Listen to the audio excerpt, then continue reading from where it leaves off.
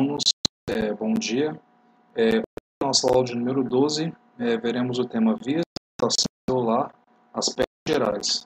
Aspectos gerais, porque vias de sinalização é uma matéria bastante ampla, né, que, obviamente, a única aula não é suficiente nós vermos todas, né, na profundidade, na sua importância para a fisiologia. Na aula de hoje nós teremos uma introdução ao assunto, né, uma visão né, de como que essas vias de sinalização celular, elas trabalham, comunicam sinais celulares em função de genes específicos, bem como na modulação da atividade de proteínas citosólicas, porém, uma visão mais aprofundada que vocês terão na matéria de história. Então, apenas uma visão geral, né, as gerais de sinalização celular.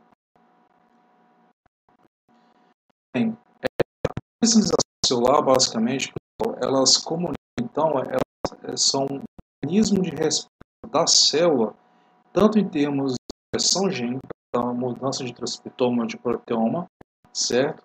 Em função de um sinal, de um evento externo a essa célula, um sinal extracelular. Esse sinal pode ser um hormônio, pode ser um nutriente presente ou escasso fora dessa célula, né? Ou mesmo uma radiação magnética, como a luz, por exemplo. E esse evento extracelular, ele é recebido pela célula através de receptores. Temos hoje, falaremos, inclusive, de receptores que estão na membrana plasmática, aqueles receptores que são até mesmo no núcleo da célula. Esses receptores captarão esse sinal extracelular, eles receberão esse sinal, e ao receber esse sinal, esses receptores eles terão a capacidade de transmitir esse sinal de uma cascata de sinalização. E essa cascata, ela tem o objetivo não apenas comunicar o sinal que foi fora da célula, como também terá a função de amplificar esse sinal no citosol, aumentar a intensidade desse sinal. E esse sinal, nós vemos que ele pode ocasionar tanto a ativação de enzimas citosólicas ou a regulação do citoesqueleto celular, ou seja, qualquer evento celular que venha alterar o biológico dessa célula, ou até mesmo numa situação de expressão gênica, ativar ou inibir fatores de transição que permitam a expressão ou a expressão de genes específicos, ok? Ou a inativação de genes específicos. Então, esse sistema celular ele pode sinalizar para a célula não só a informação dessa célula ativar processos biológicos, tanto a nível de modulação da atividade de enzimas como a nível de expressão gênica, ou, se não, inibir sinais específicos nesses dois níveis, tanto a nível de proteínas como a nível de expressão gênica. Então, o efeito celular que nós podemos observar, em final, resultante de uma via de sinalização, será alterações da expressão gênica, ou seja, alterações do transcriptoma ou do proteoma, a modulação da atividade de uma enzima, então uma enzima será fosforilada ou desfosforilada, então ela perderá sua atividade, terá sua atividade aumentada, ou até mesmo alteração do citoesqueleto, em especial em eventos de divisão celular. E um ponto importante, esse sinal, essa transdução de sinal se dará através da modificação de proteínas citosólicas, de enzimas citosólicas.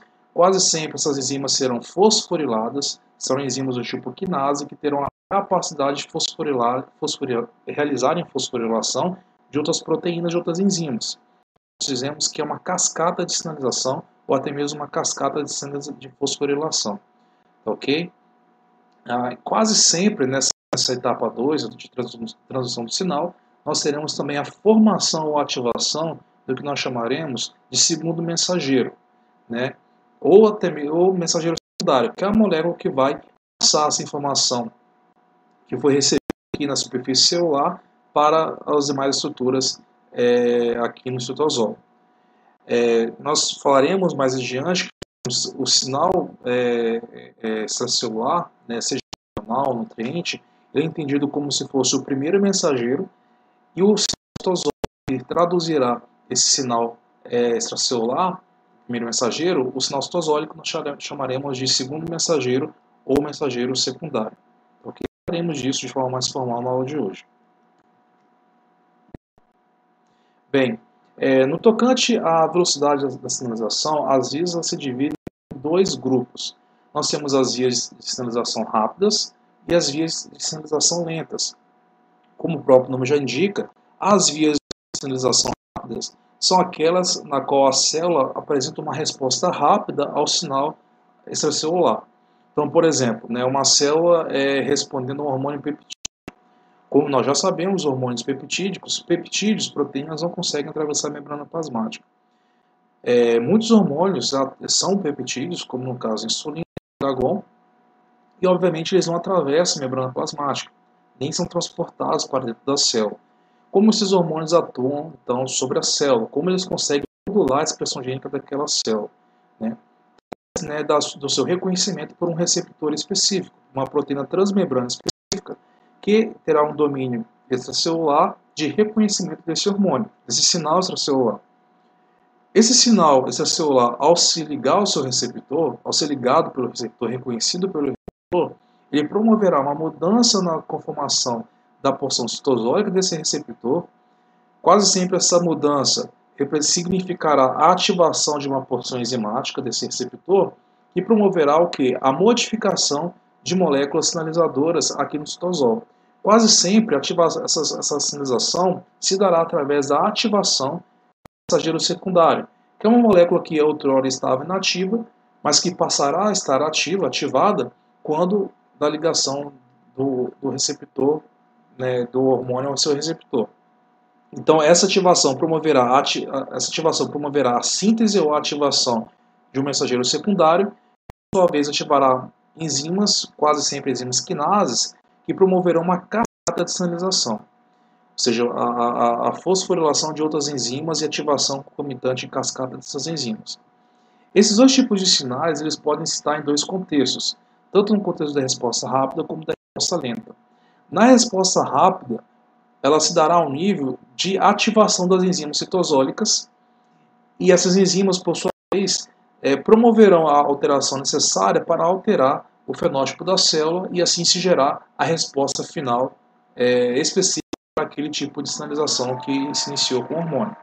Então, resumindo, na via rápida, as modificações elas ocorrerão a nível de proteínas. Proteínas são enzimas presentes no citosol, ou seja, que outrora estavam inativadas, mas passaram a ser inativadas mediante essa resposta, essa sinalização emitida aqui por esse receptor, que foi ativado pela ligação ao hormônio ou ao sinalizador. Ok? Essas enzimas agora ativadas, mediante esse sinal, darão ali uma modificação rápida ao fenótipo dessa célula, então nós teremos uma resposta rápida, que durará questão de segundos.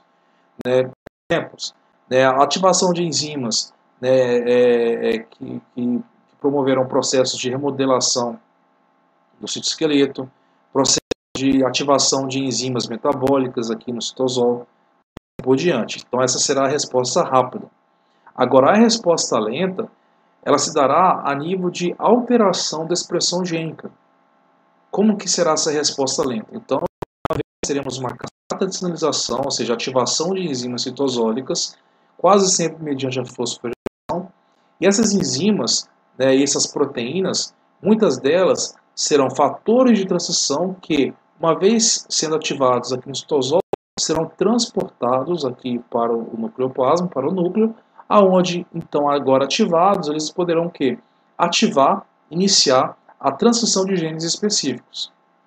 E esses genes, que são expressos em resposta a essa cascata, darão uma alteração, conferirão a alteração então, ao fenótipo dessa célula. Ou seja, essa célula vai expressar um transcriptoma específico desse sinal que foi emitido, que foi recebido. Ok? Em muitos casos, essa modulação da expressão gênica a nível de transição, ela se dará através da inibição de um repressor. Então, muitos genes, eles não são expressos de forma constitutiva na célula, porém a sua expressão se dará através de uma cascata de sinalização que comunica o quê? Na inibição de um repressor da transição. Então, às vezes, um promotor está aqui ligado a uma proteína repressora e ele não pode ser reconhecido pela maquinaria de transição, por ela maquinaria de transição. Quando esse repressor, então, deixará de reprimir a expressão gene. Quando houver um sinal, né, de sinalização, né, que culminará o quê? Na inibição desse repressor. Então, esse grupo de genes, então, eles serão, né, expressos dessa forma, e assim a célula manifestará o fenótipo específico, aqui nesse caso, da via de sinalização. Nós daremos alguns exemplos na aula de hoje. Ok? Essa resposta, né, obviamente, como ela é complexa, nós chamamos de resposta lenta, porque ela dependerá de uma alteração do perfil de expressão gênica. Ou seja, a célula vai alterar o seu transcriptoma, ela vai alterar o seu proteoma para poder justamente, né, responder ao sinal, né, extracelular. Quase sempre será um nutriente, né, uma molécula pequena, específica, né, um sinalizador, né, externo, né, quase sempre, né, um peptídeo ou uma molécula orgânica. Nós daremos alguns exemplos de hoje. Ok? Nós temos também, eu vou falar mais adiante, hormônios apolares, hidrofóbicos, que conseguirão atravessar a membrana plasmática, um caso específico, e nesse caso o receptor desses hormônios estará no citosol ou no núcleo. Tá? Mas eu vou falar desses casos especificamente, né, os hormônios esteroides e também os hormônios tiroidianos. Bem, princípio de sinalização celular, então a sinalização ocorre, né, tanto em procariotos como em eucariotos. Né, em eucariotos, né, organismos unicelulares, a sinalização é mais simples e basicamente a bactéria, né, ou a levedura, né, considerando aí um unicelular, eucarioto unicelular, ele responderá à disponibilidade de nutrientes do meio ou a toxinas presentes naquele meio. Tá? Então, o tipo de sinalização será um pouco mais simples e se dará em função ou da presença ou ausência de nutrientes ou da presença ou ausência de toxinas, moléculas, né, que serão nocivas, né, ou benéficas ao crescimento daquele organismo celular. No caso de humanos, né, no sistema multicelular, considerando os seres humanos, né, como foco principal, né, a forma da sinalização ela será um pouco mais complexa. Né? Perdão. Então, as células enviam sinais umas às outras, centenas de tipos de moléculas extracelulares. Então, nós temos centenas de moléculas diferenciadas, como hormônios, mensageiros químicos, nutrientes em si, íons, por exemplo. Então, são vários grupos de moléculas que poderão, né, iniciar um processo de sinalização celular. Daí dará esse processo. Então, a partir da emissão desse sinal, da presença desse sinal, né, extracelular, a célula irá responder esse sinal através de uma via de sinalização celular, uma transdução que alterará não somente o perfil de enzimas no citosol dessa célula, alterando assim o citoesqueleto, o perfil metabólico, ou até mesmo alterando o transcriptoma dessa célula. Tá? E esses sinais eles ocorrem em diversos contextos, pessoal. Então, existem sinais de sinalização celular que ativarão a proliferação celular. Então, existem sinais que existem fatores de crescimento, que citaremos alguns exemplos na aula de hoje, que ativarão cascatas de sinalização que levarão a realizar a mitose, ou seja, ela ativar o processo de divisão celular, e assim aquele tecido ele sofrer uma proliferação celular. Nós temos também a sinalização um tipo celular a se diferenciar, isso ocorre bastante, inclusive no contexto da embriologia. Então, tipos celulares que são multipotentes ou totipotentes, eles devem sofrer um processo de especialização. Essa especialização ocorrerá mediante a uma via de sinalização, ou seja, um mensageiro químico, será reconhecido por essa célula ou através de um receptor transmembrana, se for um peptídeo com uma catecolamina, falaremos mais adiante desses, ou se for hormônio tireoidiano, cujo receptor está dentro da célula. Em ambos os casos, essa célula vai reconhecer esse mensageiro químico e irá montar uma cascata de sinalização que culminará em uma resposta celular, quase sempre a nível de expressão gênica, que vai levar aquela célula a um processo de diferenciação e especialização celular, a ativação de genes específicos e inibição de outros genes específicos, alterando assim o seu transcriptoma.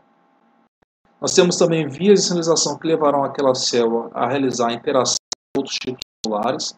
né, em especial, né, células do sistema imunológico, né, como as células natural killer, né, que elas conhecerão, né, células infectadas com algum vírus agente patogênico e levarão, ou num contexto patológico, né, específico, uma célula neoplásica, por exemplo, e essas natural killer, então, irão interagir com aquela célula defeituosa que está apresentando um fenótipo atípico e induzirá aquela célula a apoptose, que ocorrerá através de uma sinalização, né, local, célula a célula. Falaremos desses exemplos na aula de hoje. Temos também vias que levam aquela célula, né, a remodelarem toda a sua estrutura de citoesqueleto. Então, por exemplo, um processo de divisão celular, por exemplo. Então, temos vias que induzirão aquela célula a passar da fase G1 para a fase S. Quando isso acontece, a célula, ao entrar na fase S, ela está praticamente comprometida em se dividir. Quando a célula entra para a fase S, ela está condenada à apoptose. Então, nessa fase S, nós temos vias que ativarão o citoesqueleto dessa célula a se reorganizar e se preparar para o processo de apoptose. Então, nós temos justamente ali a formação dos fusos mitóticos, né, também nós temos ali a reorganização ali dos filamentos de actina, de forma que, em uma etapa posterior, na mitose propriamente dita, né, os microtúbulos consigam ali separar as cromátides irmãs e os filamentos de actina consigam ali fazer a citocinese, isso já no contexto de mitose, já saiu da intérfase, já está na mitose. Tá? Isso tudo à luz de vias de sinalização. E também nós temos vias que levarão essa célula apoptóticas, que falaremos um pouco, né, nas próximas aulas. Não na aula de hoje especificamente, mas nas próximas aulas falaremos bastante de apoptose. Bem, e como se organiza um processo de sinalização celular? Né? Então, nós temos aqui a arquitetura do processo de sinalização. Sinalização celular e transdução de sinal são processos sinônimos, são termos sinônimos, né? Basicamente, por definição, a sinalização celular ela será a maneira pela qual a célula recebe um determinado tipo de sinalização ou sinal extracelular e o transmite para diversas vias, ou vias citosólicas, ou até mesmo alterando a expressão gênica dessa célula, como nós falamos ali na via lenta, né? E esse processo, obviamente, será modulado, né, à luz, né, desse sinal extracelular, tá ok? Com o objetivo de, né, ativar uma função efetora específica na célula. Tá? Então, qual é a arquitetura hipotética de uma via de sinalização celular ou uma via de transdução de sinal? Então, nós temos primeiramente uma célula sinalizadora. Essa célula sinalizadora será a célula que produzirá o hormônio, produzirá o mensageiro químico específico e o secretará ou na corrente sanguínea ou, se for uma sinalização paráquina, secretará próximo à célula-alvo. Nós veremos os casos específicos mais adiante. Mas haverá sim uma célula sinalizadora que será a célula responsável pela síntese e secreção daquele mensageiro primário ou daquele sinal extracelular. Tá ok? Nós falaremos do contexto dessa célula sinalizadora mais adiante. E justamente o sinal que essa célula irá produzir é o que nós chamamos de molécula sinal ou primeiro mensageiro. Né? Molécula sinal ou primeiro mensageiro ou mensageiro primário, que é justo aqui que se enquadra em uma dessas classes de entidades químicas. Pode ser uma proteína ou um peptídeo, no caso dos peptídeos que atuam como hormônios, né? Ou um aminoácido específico. Pode ser também um nutriente, né? Como um ácido graxo, uma glicose, por exemplo. Né? Pode ser também um hormônio esteroide. E aí, nesse caso, nós veremos que especificamente os hormônios esteroidais e os hormônios tireoidianos, eles têm uma função dentro da célula, no citosol e também no núcleo da célula. Pode ser também um íon, né? Pode ser um impulso nervoso, né? Uma despolarização da membrana que promoverá a abertura de canais e entrada de íons. Isso pode, né, caracterizar, né, um sinal, né, um mensageiro primário, um sinal primário, que levará a um processo de transdução de sinal dentro da célula. Ok? Em quase todos os casos, né, na verdade, em todos os casos, né, terá diferença de como que se dará esse processo de recepção de sinal, mas em todos os casos, basicamente, nós teremos uma proteína receptora, né, que ela decodificará, ela receberá esse sinal primário, né, esse mensageiro primário, ok? O mecanismo através do qual esse reconhecimento se dará, como eu disse anteriormente, né, será diferente de via para via. Então, proteínas receptoras poderão atuar como proteínas canais, que ao receber o sinal extracelular, o mensageiro primário, promoverão a sua abertura, né, e assim a entrada de íons, né, por exemplo. Pode ser também um receptor, né, transmembrana que está associado à sua porção citosólica, né, ou uma enzima, ou possui na sua porção citosólica uma subunidade que atua como uma enzima, que está inativa, que será ativada mediante a ligação do hormônio na sua porção extracelular. Ok? Então, as proteínas receptoras, né, nós temos vários mecanismos que falaremos um pouco na aula de hoje. Ao ser ativada mediante ligação com o mensageiro primário, como eu disse a vocês, a proteína receptora terá a sua porção citosólica quase sempre associada a uma enzima ativada, e essa enzima, por sua vez, irá emitir uma cascata de sinalização. Essa cascata de sinalização, pessoal, ela dependerá quase sempre da formação de uma segunda molécula, que eu não coloquei aqui, que nós chamaremos de mensageiro secundário, ou segundo mensageiro. Em muitos casos, esse mensageiro secundário será ou AMP cíclico, né, ou um diacilglicerol, ou um inositol trifosfato. Falarei um pouco mais adiante na aula de hoje. E esse mensageiro secundário ele terá uma função muito importante, que será a função de ativar uma cascata de sinalização. E essa cascata de sinalização ela terá como função a amplificação daquele sinal gerado a partir do reconhecimento do sinal extracelular pelo receptor. Então, essa cascata de sinalização terá como objetivo, além de transmitir esse sinal para o interior da célula, ou para o núcleo da célula, modulando a expressão gênica, ou para o citosol ativando enzimas específicas ou proteínas específicas, uma segunda função também importante dessa cascata de sinalização será a amplificação desse sinal. Nós veremos um pouco mais na aula de hoje também. Em ambos os casos, né, se essa cascata ela ativar processos citosólicos, seja na via rápida, ou processos que estão no núcleo da célula, ativação de expressão gênica ou inibição a nível de transição gênica, né, em ambos os casos nós teremos o que? A alteração do comportamento celular, em resposta exatamente a essa molécula sinal, ou esse mensageiro primário produzido pela célula de origem, né, que foi justamente a célula que emitiu esse sinal. Tá? Então, como exemplo, nós temos aqui né, um exemplo hipotético, seria a célula sinalizadora, né, pegando como exemplo as células beta do pâncreas, que produzem o hormônio insulina. Então, seria um caso de célula sinalizadora que produz um hormônio peptídico que atuará né, como mensageiro primário nas células-alvo, né, nas células do tecido extrahepático, que responderão a esse hormônio insulina como produzindo, né, expressando genes específicos, em especial o GLUT4, e bem como genes que ativarão o metabolismo, o catabolismo da glicose, respiração celular e assim por diante, além de vias de biossíntese também. Ok? Falaremos de alguns exemplos de visualização na aula de hoje, para a gente poder ter uma noção mais concreta né, desse caso aqui. Ok? Então, aqui nesse modelo hipotético, nós temos aqui exatamente um esquema da sinalização. Então, nós temos o sinal extracelular, que será o mensageiro primário, ou o hormônio, ou o sinalizador químico, né, ou nutriente, né, depende do caso. Em qualquer que seja a situação, ele será reconhecido por um receptor, que, por sua vez, será ativado mediante essa ligação. Essa ativação resultará na produção, né, na ativação de uma enzima, que quase sempre está na fase citosólica da membrana plasmática, ou essa parte enzimática será a parte citosólica do próprio receptor, ou essa enzima estará ligada ao receptor, porém na porção citosólica.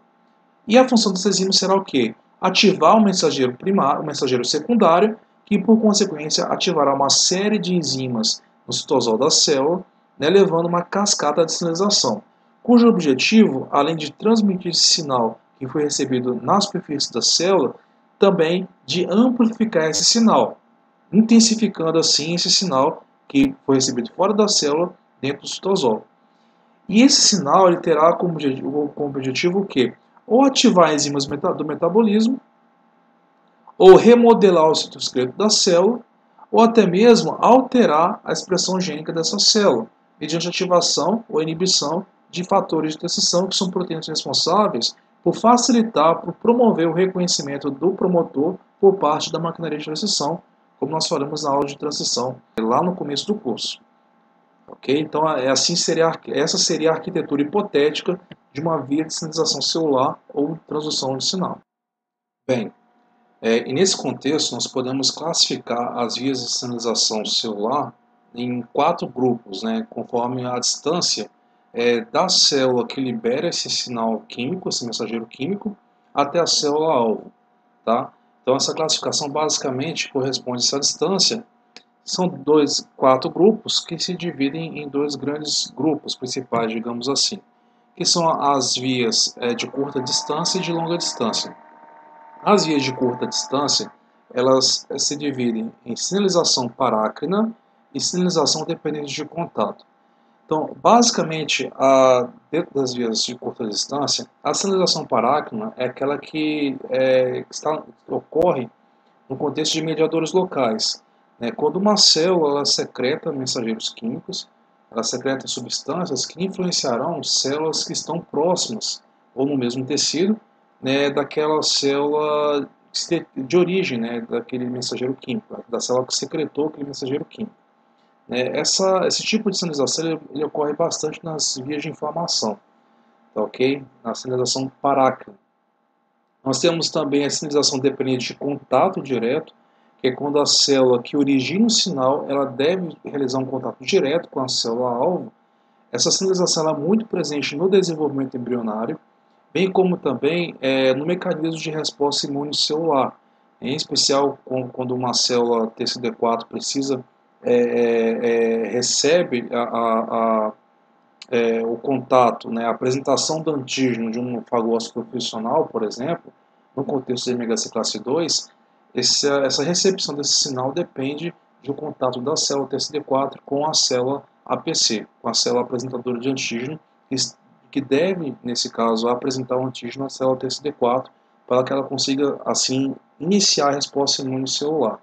Isso também acontece, né, nas células natural killer, né, aos linfócitos natural killer, que tem como função reconhecer células anormais neoplásicas ou células que estão infectadas com algum tipo de patógeno intracelular. Então, a célula natural killer então, reconhecerá essa célula através de uma sinalização dependente de contato, através de receptores específicos, então iniciará um processo de ativação da apoptose dessa célula infectada, dessa célula neoplásica. Ok?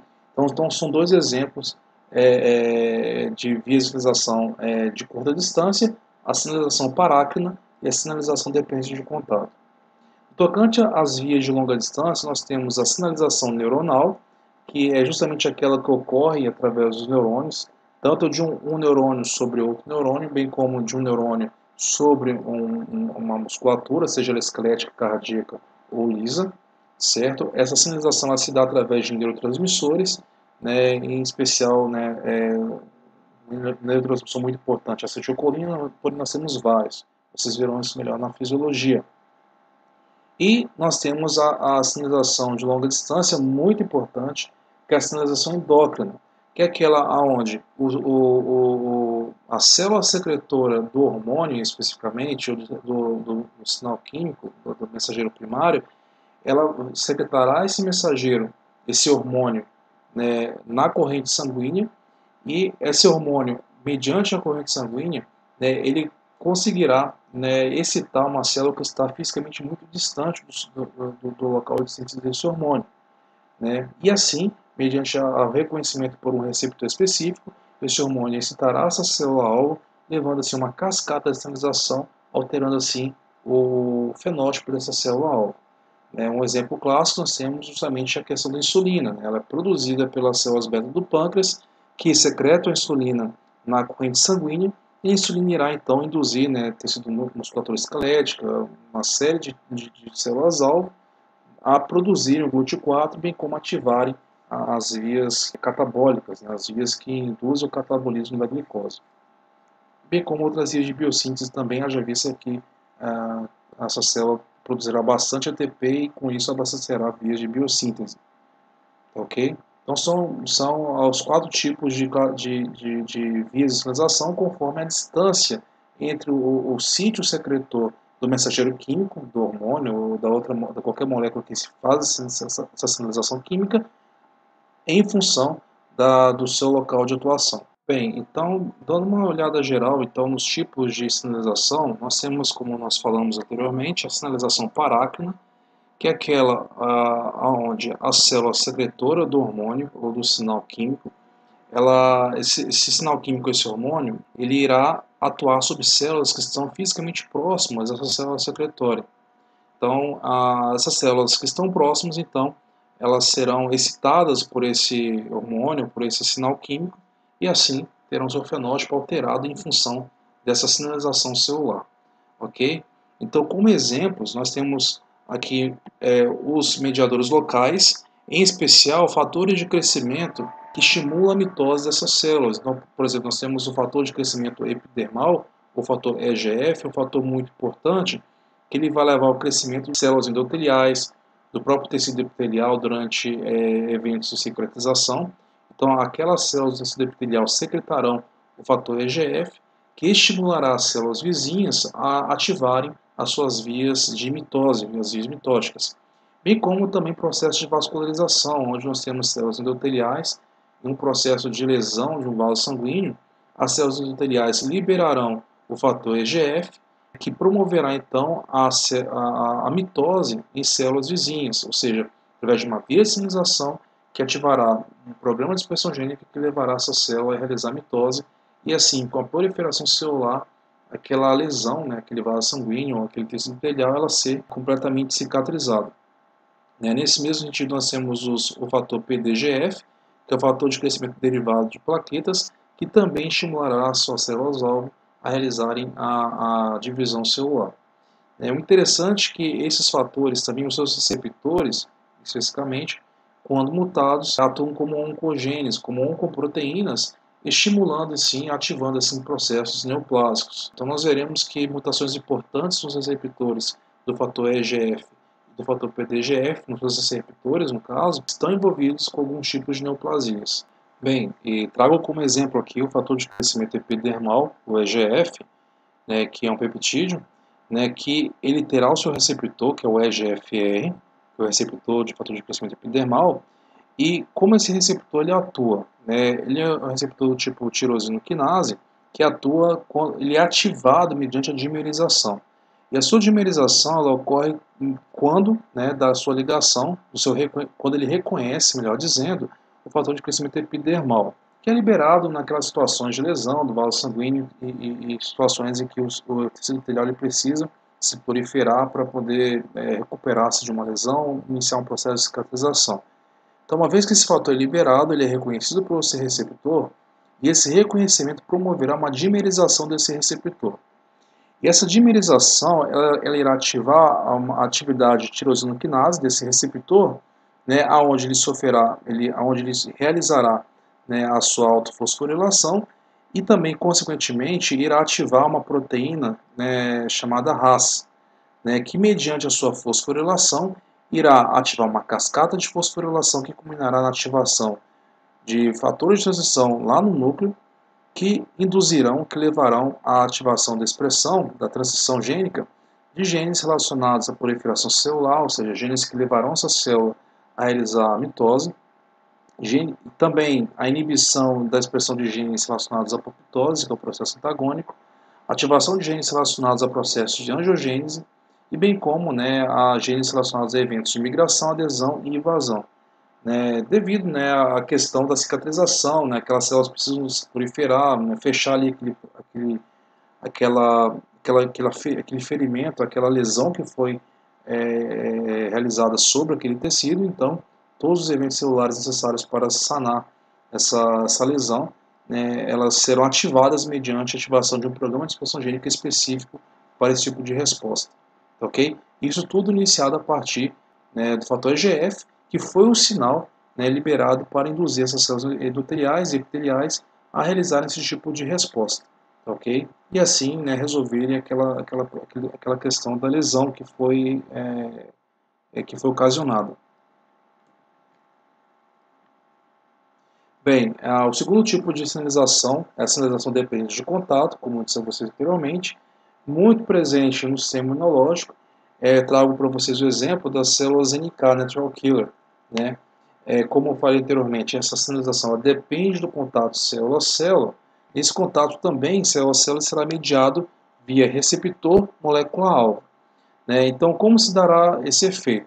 Então, basicamente, as células Natural Killer ela possui receptores em sua membrana, certo? E esses receptores, né, aqui as células Natural Killer, basicamente o principal deles é o receptor faz-ligante, ou CD95L, cuja função é reconhecer um receptor do tipo faz, ou CD95.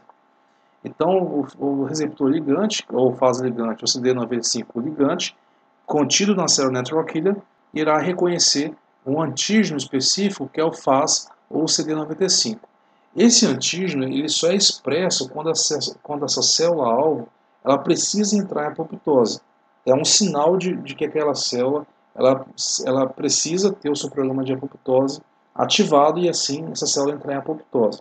Tá? Isso acontece quando essa célula está envelhecida, quando ela já é uma célula neoplásica que possui algumas alterações do seu genoma, do seu material genético, ou quando ela está sequestrada, infectada com um vírus, por exemplo. Então aquela célula vai expressar esse receptor do tipo FAS, que é um sinal, uma marcação para a morte celular. Então a célula Natural Killer então, reconhecerá esse antígeno FAS nessa célula-alvo e induzirá, mediante a ligação, o contato célula a célula, receptor da célula Natural Killer, que é o FAS ligante, com o receptor do tipo FAS na célula-alvo.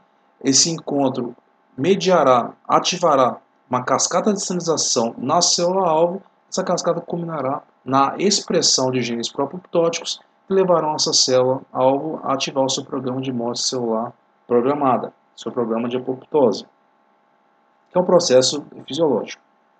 Nós veremos esse processo de apoptose quando nós falarmos de controle do ciclo celular, ok? Nós temos também o tipo de sinalização endócrina, que é das que veremos na aula de hoje, que nós traremos mais exemplos. Uma sinalização muito importante para o metabolismo, porque muitas glândulas, como o próprio pâncreas e como o próprio fígado, secretam hormônios, né, e substâncias que regularão, né, o metabolismo em tecidos distantes. Ok? Nós falaremos disso em especial no contexto da bioquímica, mas a sinalização endócrina é aquela que ocorre à distância, uma distância mais longa, quando o tecido secretor, ou o órgão secretor, secreta hormônios, quase sempre são peptídeos ou catecolaminas, que passarão, melhor dizendo, para a corrente sanguínea e via corrente sanguínea terão acesso a órgãos, tecidos que estão distantes. E esses tecidos alvos que estão fisicamente distantes, então apresentarão receptores específicos para esses hormônios e o processo de reconhecimento desses hormônios por esses receptores induzirá essas células-alvo a expressarem um fenótipo, né, a expressarem um transcriptoma, né, que será correspondente àquele sinal hormonal que foi emitido. Tá, ok?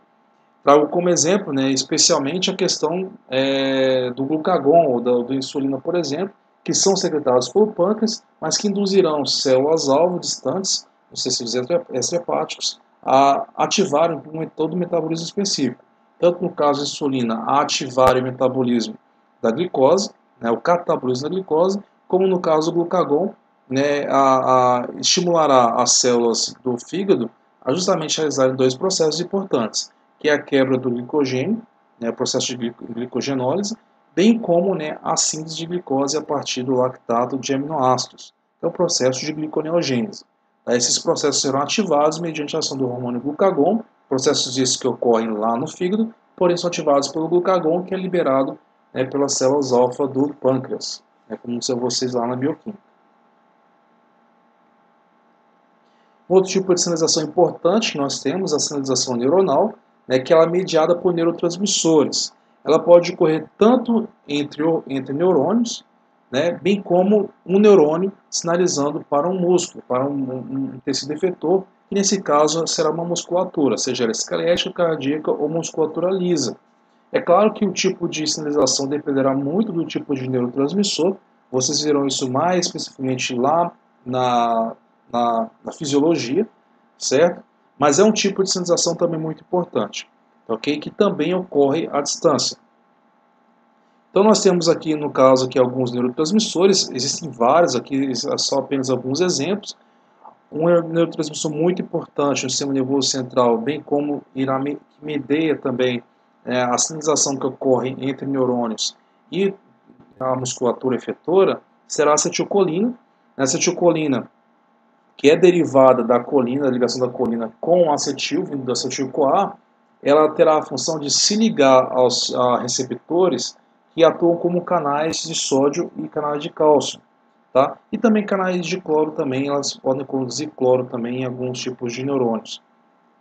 E a acetilcolina basicamente ela vai se ligar na forma de dímeros nesse receptor, e esse receptor não ligado, ele está fechado, ele não permite a passagem de íons. No entanto, quando a acetilcolina ela se liga de forma dimerizada, né, esse receptor, ela promoverá uma abertura desse canal, né, dessa proteína canal de membrana, permitindo a passagem de íons, ou sódio ou cálcio.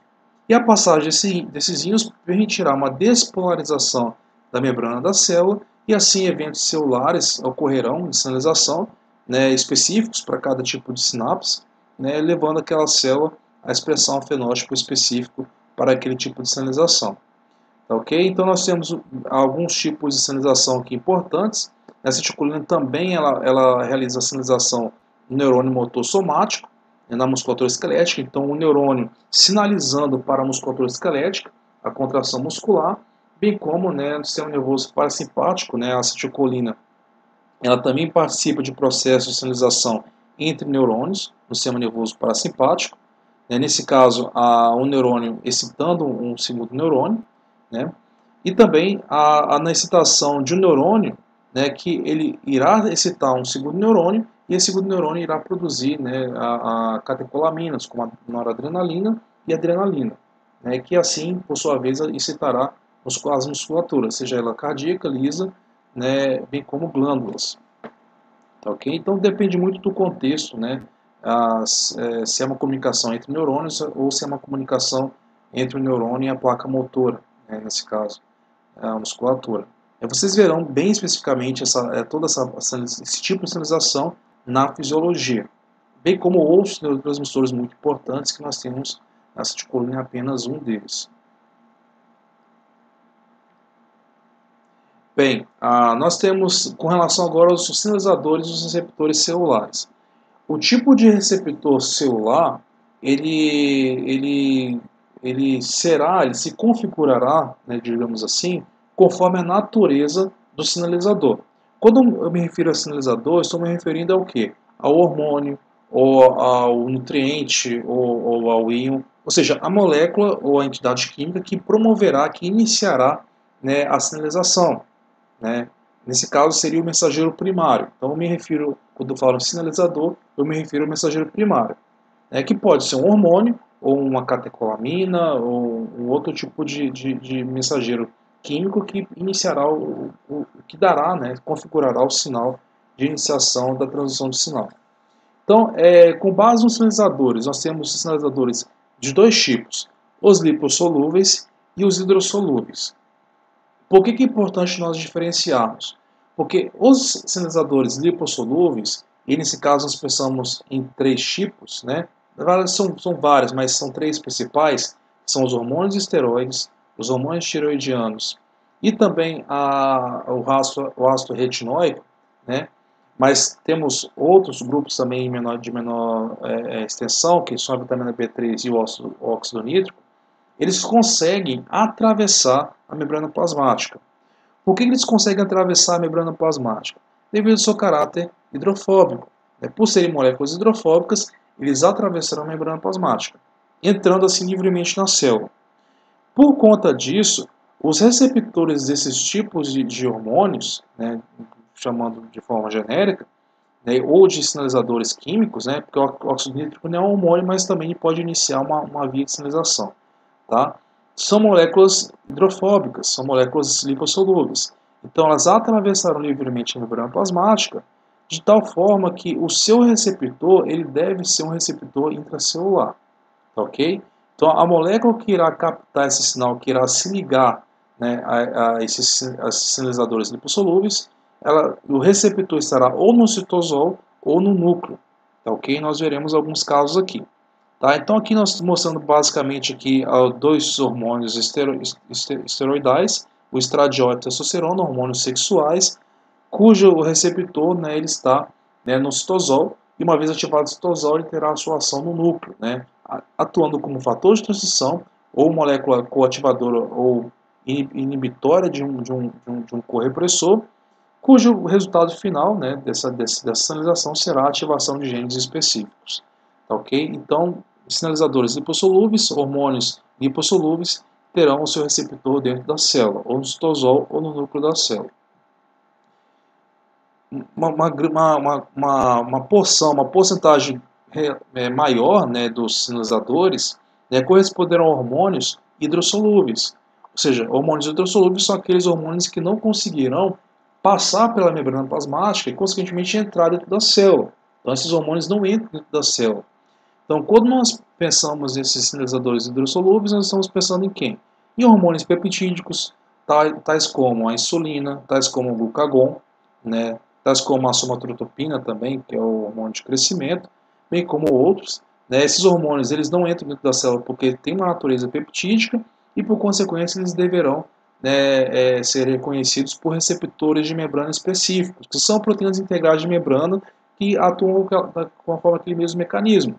Ao reconhecer esse hormônio peptídico, a sua porção citosólica sofrerá mudanças de conformações específicas que ativará enzimas associadas a esse receptor, que por sua vez ativará uma cascata de sinalização citosólica.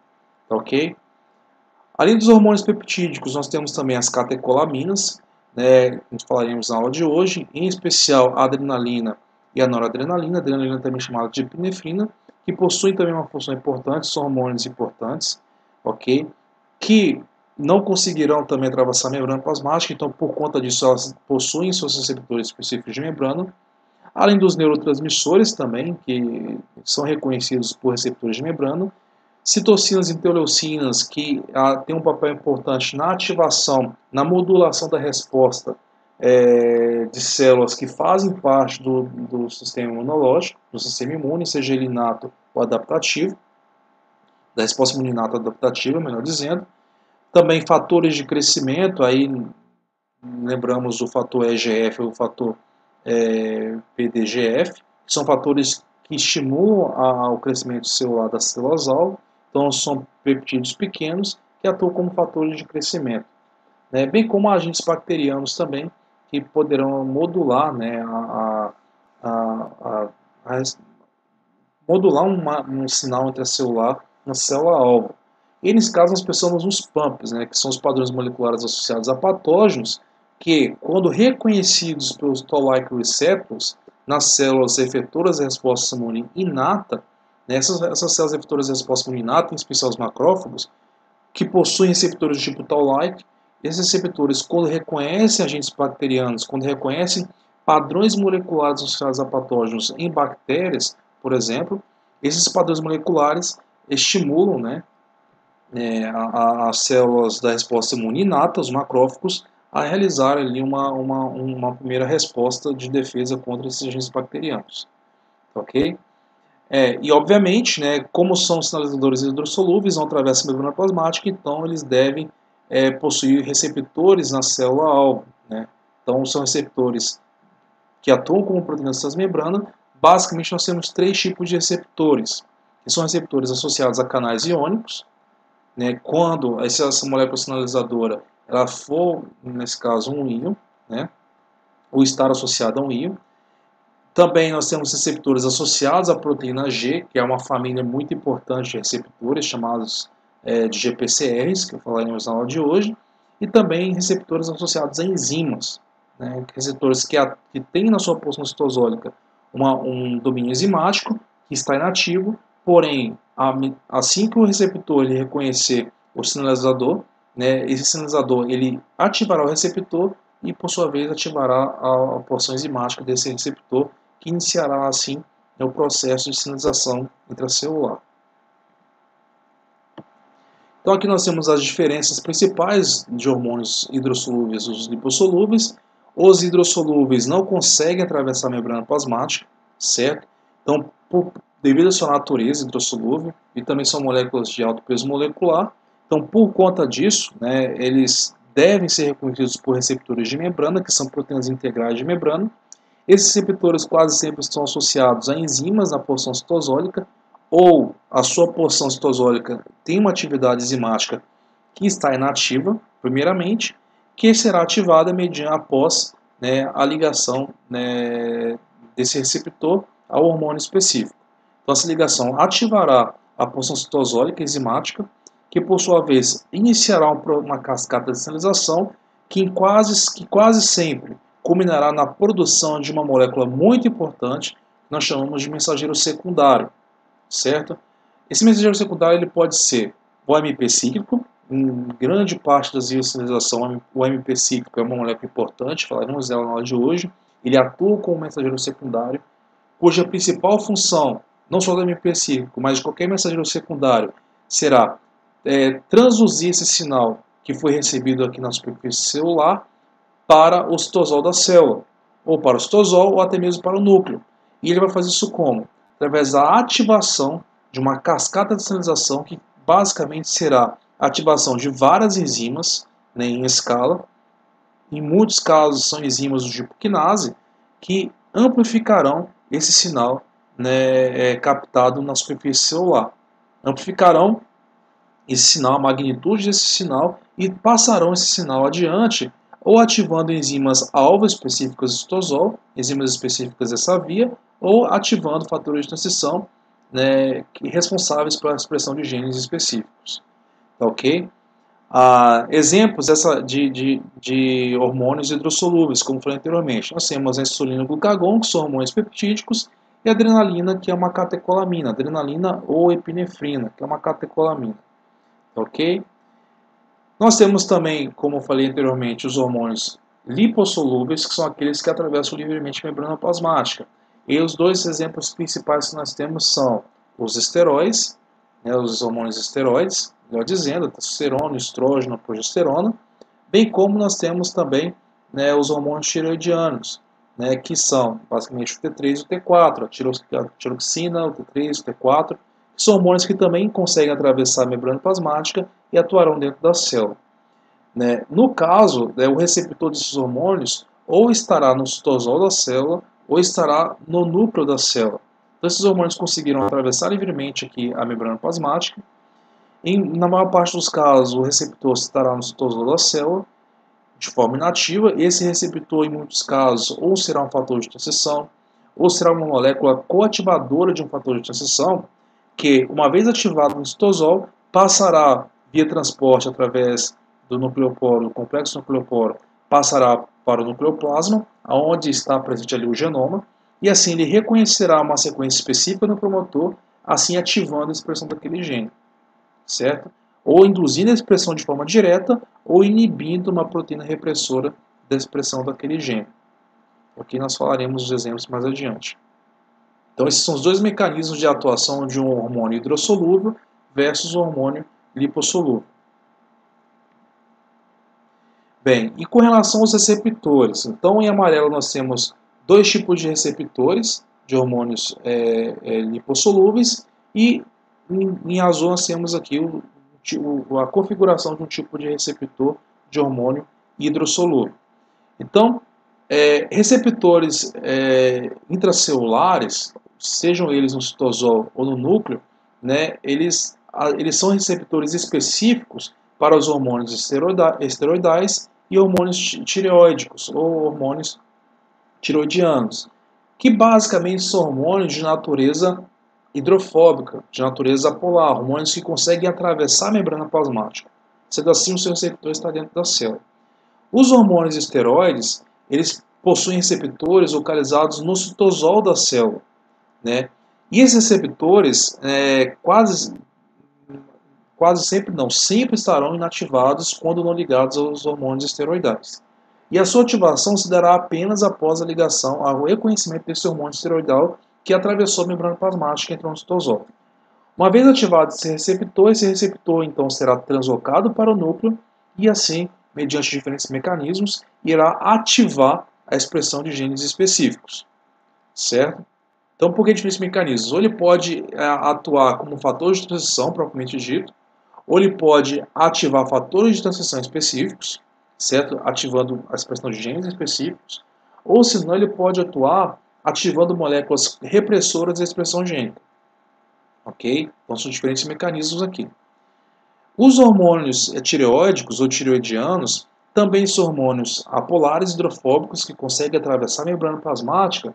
No entanto, o seu receptor está no núcleo, quase sempre ou associado a um fator de transição ou, de fato, sendo um fator de transição. E ele só será ativado mediante a ligação do hormônio tireoídico ou hormônio tireoidiano. Então, após a sua ligação, né, a esse fator de transição, ele será ativado mediante a ligação do hormônio e assim realizará ali o processo de transição daquele gene específico. No caso dos hormônios que são hidrofílicos, que não atravessam a membrana plasmática, nós temos os dois casos principais, as duas famílias principais, que são os hormônios peptídicos e as catecolaminas. Ambos não conseguem atravessar a membrana plasmática, então por isso os seus receptores estão na membrana plasmática. E aí, nesse caso, ocorrerá aquele mecanismo que eu venho falando com vocês até o slide anterior. Então, ocorrerá a ativação desse receptor transmembrana, ativação de uma porção citosólica que tem uma atividade enzimática, e assim se dará o início de uma cascata de sinalização citosólica.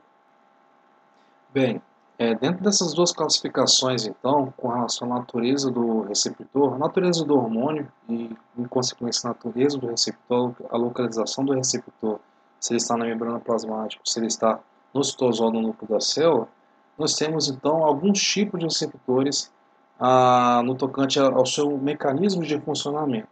Então, o primeiro tipo de receptor é no tocante aos receptores associados a canais iônicos, né? Basicamente, são aqueles receptores que atuam como canais, permitindo a entrada de íons, e essa entrada ela permitirá um mecanismo de despolarização da membrana plasmática, e essa despolarização desencadeará um evento celular específico. Só que, no entanto, essa despolarização ela está em função da abertura desse receptor que atua como canal iônico.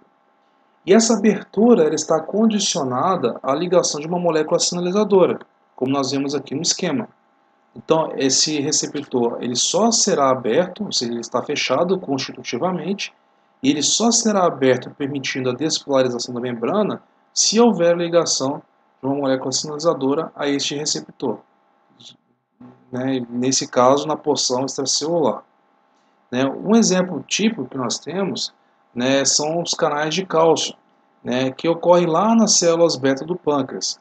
Então, as células beta são as células que produzem insulina, né? Então, como se dá a ativação, a cascata de sinalização dessas células e a produção de insulina.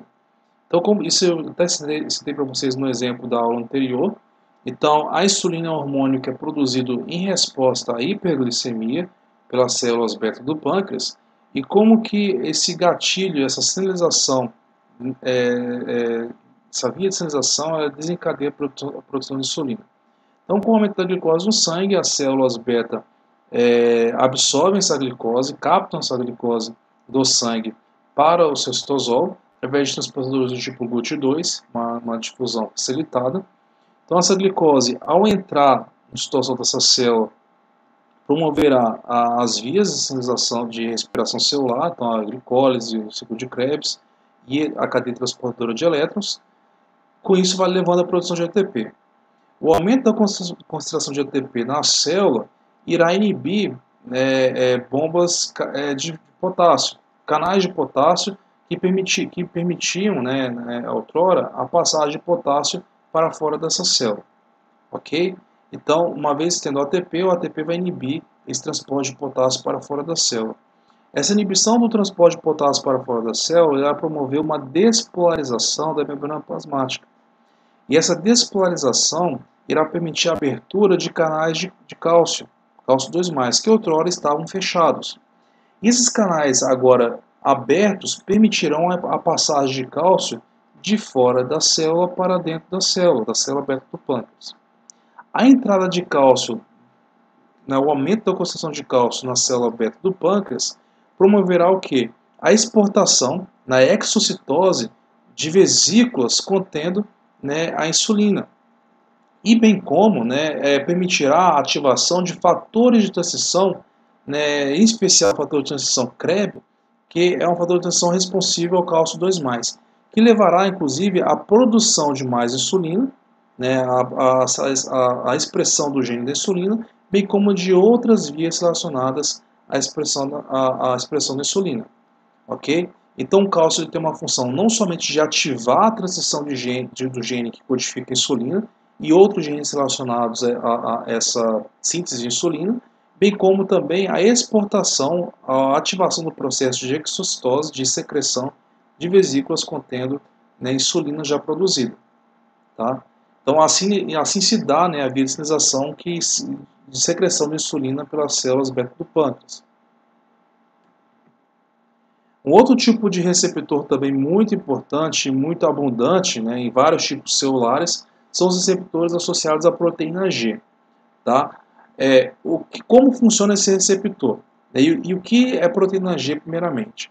Proteína G é uma enzima que possui, além de seu sítio catalítico, né, geralmente associado à quinase, né, ela possui um sítio muito importante de ligação a GTP e GDP. GTP, guanosina trifosfato, e GDP, guanosina difosfato. Ok? Essa proteína G, ela ela pode estar ativa ou inativa. E ela só estará ativa quando ligada ao GTP, né, a guanosina trifosfato. Então, quando ela estiver ligada à guanosina trifosfato, ela estará ativada. No entanto, uma vez que ela está ligada à guanosina trifosfato, a sua atividade, a sua atuação enquanto proteína G, ela se dá mediante a hidrólise do GTP a GDP. Quando isso acontece, essa enzima fica ligada ao GDP, essa proteína G, e então ela estará inativa. Ok? Então, nesse caso, né, a proteína G ligada ao GDP estará inativa. Né, e ela só será ativada novamente, no novo ciclo, se houver excitação do seu receptor, né, pelo hormônio específico, ou pelo sinalizador químico específico. Então a proteína G, nesse caso é uma proteína periférica de membrana, ela está associada ao receptor do hormônio. Né, ela aqui ligada ao GDP ela está inativa, e ela só será ativada quando? Quando ocorrer a ligação do hormônio ao receptor. Essa ligação promoverá uma mudança na conformação na porção citosólica desse receptor, que por consequência induzirá o que? A uma troca do GDP pelo GTP na proteína G associada, que é uma proteína associada aqui a esse receptor, uma proteína periférica de membrana que está na porção citosólica aqui da membrana.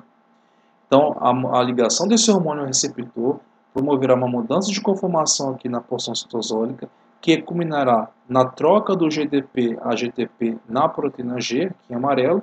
Essa troca do GDP a GTP ativará a proteína G, agora ligada a GTP, que por sua vez exercerá, né, a sua função de fosforilar outras proteínas importantes aqui no citosol, né, iniciando assim, né, a cascata de sinalização dentro da célula. Geralmente, né, essa resposta inicial ela se baseará na produção ou na ativação de um mensageiro secundário, que por sua vez, né, continuará a resposta e amplificará essa resposta. Ok? Vou citar alguns exemplos para vocês aqui. Então, nós temos receptores de proteínas, receptores associados à proteína G, cuja ativação, né, levará à produção de MP cíclico. O MP cíclico ele é um mensageiro secundário. E qual que é a função desse mensageiro secundário? É transmitir o sinal, né, desse receptor de membrana para o citosol. E além de transmitir esse sinal, também amplificar esse sinal. E como se dá a síntese desse MP cíclico, que é um mensageiro secundário muito importante. Então, uma vez que a proteína G ela foi ativada mediante a sensibilização do receptor, que se dá através do hormônio, da ligação com o hormônio, então, mais uma vez, o receptor ele foi sensibilizado, então o receptor, né, a sua porção, o receptor, né, ele foi sensibilizado mediante a ligação com o hormônio, então a sua porção citosólica ativará, né, a proteína G mediante a troca do GDP pelo GTP. Então, uma vez que a proteína G está ligada ao GTP, ela está ativa. E uma vez ativa, o que a proteína G fará? Existe uma outra proteína de membrana muito importante, né, na membrana da célula-alvo, chamada adenilato ciclase, ou em alguns livros textos trazem adenilil ciclase. O que a adenilato ciclase faz? A adenilato ciclase é uma enzima que converte o ATP a AMP cíclico. É uma enzima que converte uma enzima, né, que está presente na membrana das células que respondem, que possuem, né, o receptor GPCR. Né? O que é o GPCR? É o receptor ligado à proteína G. Né?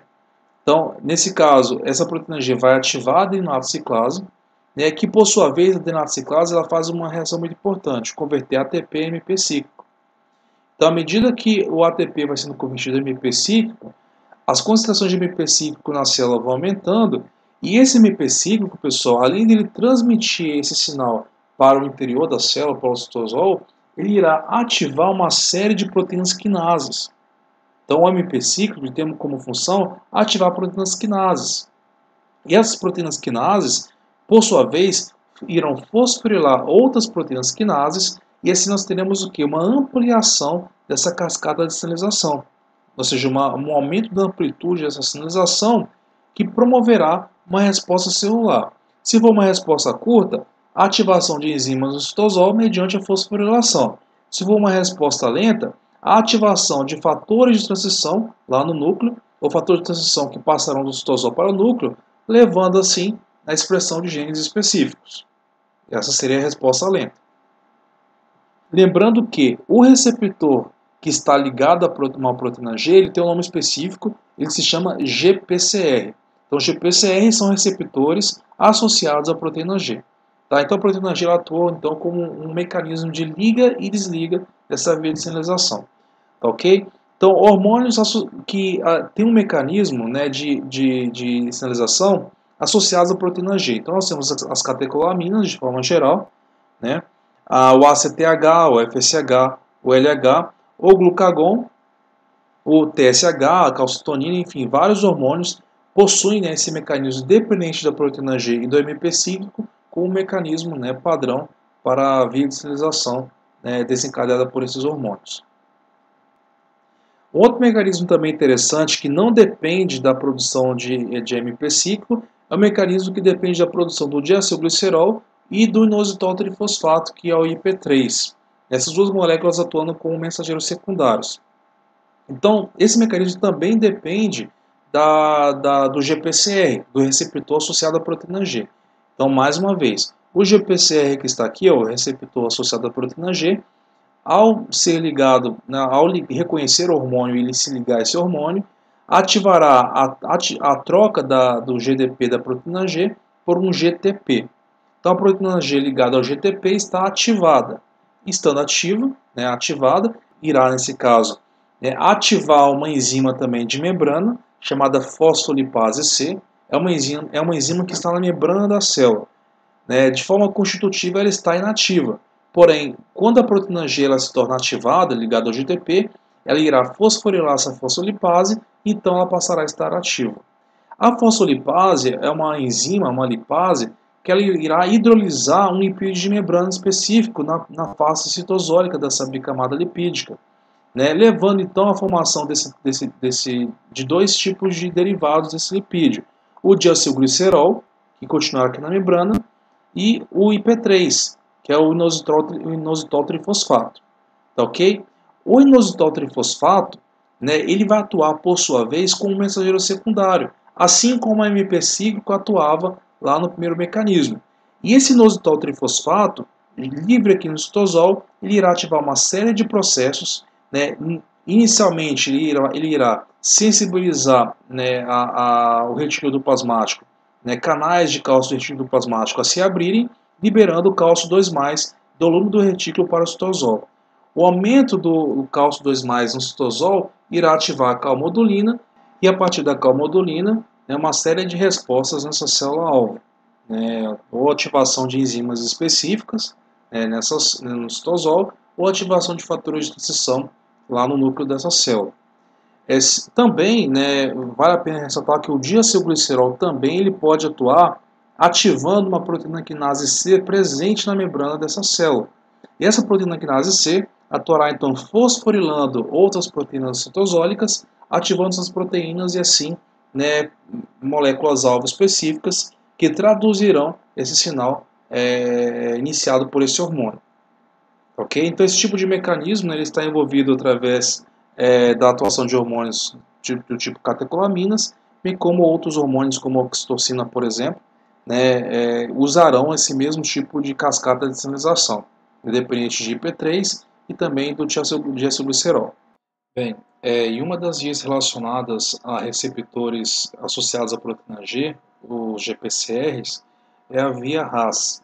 A via RAS é uma via que depende de uma proteína chamada RAS, que é uma proteína G. Ela é uma via que é ativada por um GPCR, que é um receptor associado à proteína G. E essa via é importante porque ela vai ativar uma série de genes, a expressão de uma série de genes relacionados com a divisão celular, com o controle da divisão celular. Então, sendo um processo crítico para a célula, né, que a célula deve ser capaz de controlar o seu ciclo celular, quando vai se dividir, quando não deve se dividir, é uma via muito sensível, haja vista que quando ocorrem mutações em uma dessas enzimas, dessas proteínas, essas mutações elas podem ser fonte, né, de uma possível neoplasia. E é o que justamente ocorre em alguns tipos de cânceres. Por quê? Porque exatamente essa proteína RAS, que é uma proteína G, é uma proteína muito regulada. Né? Regulada porque quando ela está ligada a GDP, ela está inativa, a sua capacidade de atuar como uma maquinase. Agora, quando ela está ligada a GTP, ela está na sua forma ativa. E essa ligação ela depende de um sinal extracelular, que é a ligação de um hormônio de crescimento, de um fator de crescimento, nesse caso. É um daqueles fatores EGF, o PDGF também, são fatores que estimulam a célula a ativar o seu ciclo celular, a realizar o processo de divisão celular. No entanto, né, algumas mutações da proteína RAS fazem com que essa proteína ela esteja permanentemente ligada a GTP. Então, são mutações que farão com que essa proteína esteja constitutivamente ativada. Isso faz com que a via RAS ela esteja totalmente ativa, de forma constante, de forma que esses genes que estimulam a célula a realizar a divisão celular sempre estarão sendo expressos, de forma que essa célula sempre passará de um ciclo celular a outro, sem qualquer tipo de controle entre a fase G1 e a fase S, que é um controle importante, inclusive, um checkpoint importante, que é no final da fase G1, a célula vai fazer a checagem do genoma, caso ocorra alguma mutação, alguma lesão no DNA, então a via dependente de P53 será ativada, que é um fator de gestão importante, também um supressor tumoral importante para ativar vias de reparo do DNA, então é uma via muito importante ativada na fase G1. Então, caso ocorram mutações no DNA, essa via não vai ser ativada. E além disso, né, outra família de genes muito importantes, outra classe de genes muito importantes, que são os oncogenes, que são aqueles genes que levam a célula à divisão celular, diferentemente dos supressores tumorais, nós veremos isso lá no ciclo celular, quando são superexpressos, praticamente esse controle que ocorre na fase G1 não vai acontecer. Então, como a proteína RAS ela é uma oncoproteína, ou seja, ela é uma proteína que estimula a divisão celular, quando essa proteína está mutada e não é capaz mais de sofrer um controle negativo, essa proteína superativa fará com que a célula passe de um ciclo celular a outro de forma acelerada, sem qualquer tipo de controle negativo. Isso vai predispor a célula a adquirir um caráter neoplásico, ou seja, a célula perdeu o controle do ciclo celular e eventualmente pode se tornar uma célula neoplásica maligna, ok? Ocasionando assim o câncer. Então a proteína RAS é muito importante em processos neoplásicos. Bem, outro tipo de receptor importante nas vias de sinalização são os receptores associados a tirosina quinases, né, ou chamados RTKs, né, do inglês, né, tirosina quinase. Esses receptores eles são importantes por quê? Porque eles também atuam em vias de sinalização e os RTKs eles atuam de forma dimerizada. Eles são ativados quando estão em dímeros e inativos quando estão na sua forma monomérica, na sua forma não dimerizada, melhor dizendo. Então, quando que esse receptor estará ativo? Quando ele se ligar, obviamente, né, à molécula sinalizadora. Tá? Então, quando essa molécula ela é reconhecida por esse receptor, essa molécula será ligada em dímero, né? E a ligação dessa molécula fará com que esse receptor também se dimerize. E ao se dimerizar, as porções citoplasmáticas desse receptor estarão unidas, elas são ricas em resíduos de tirosina. Esses resíduos são fosforilados e essa fosforilação irá ativar esses receptores. E assim, essa fosforilação vai ativar a atividade quinásica desse receptor, né, que consequentemente irá desencadear uma cascata de sinalização aqui no citosol dessa célula. Então, os receptores eles reconhecem uma série de fatores de crescimento, como o fator PDGF, né, que é o fator de crescimento derivado de plaquetas, o NGF, bem como o EGF, ou seja, todos aqueles fatores de crescimento que induzem a célula a ativar o processo de divisão celular, né, serão reconhecidos por esse tipo de receptor. Também nós temos esse receptor também está envolvido, receptor da família RTK, também estão envolvidos, também atuam nesse caso como receptor da insulina.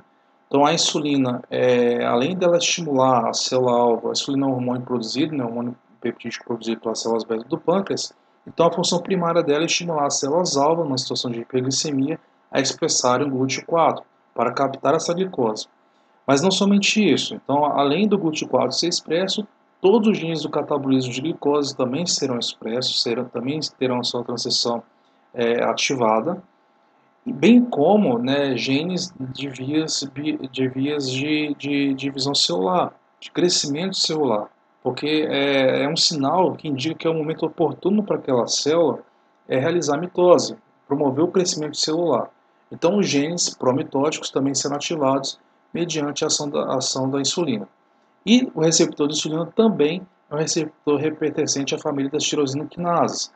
Assim que a insulina se ligar a esse receptor de forma dimerizada, o receptor se dimerizará, né, ficará na sua formação como um dímero, né, e a porção citosólica dimerizada, então ocorrerá a autofosforilação desse receptor, né, ele será fosforilado e a sua fosforilação irá ativá-lo de forma que ele irá desencadear uma cascata de fosforilação que vai induzir outras proteínas, outras enzimas importantes aqui na face citosólica da membrana, que inclusive vai levar à produção de inositol trifosfato, né, também a fosforilação de PKB, a PKB ativa, que também é uma proteína quinase, e assim por diante, levando assim uma cascata de fosforilação que vai induzir justamente a expressão daqueles genes relacionados ao catabolismo da glicose.